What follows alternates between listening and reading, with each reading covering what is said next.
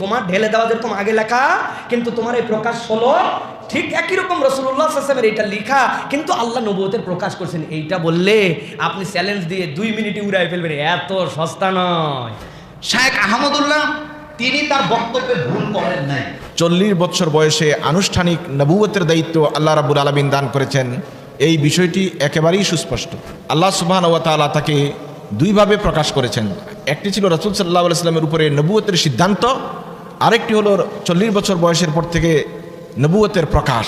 যাকে তাকে আমলে নেওয়ার তো আমাদের দরকার নাই, ঠিক না ভাই? সবার আগে আপনাদের মাসলাকের যারা শায়েখ ওই তাহকিকাত বইটা পড়ে তাদেরকে আগে গালিগালাজ করেন, আগে তাদেরকে কাফের ফতোয়া দেন, আগে নবী বিদ্বেষী তাদেরকে বলেন, তারপরে এদেরকে বলতে আছেন। যখন আপনার চশমার রঙে আশরাফ আলীকে আপনার চোখে ধরা পড়ে না, কিন্তু হালে ধরা পড়ে, তখন বোঝা যায় এই চশমা ধান্দাবাজির চশমা, প্রতারণার চশমা, ঘৃণা ছড়ানোর চশমা, ঠিক কিনা?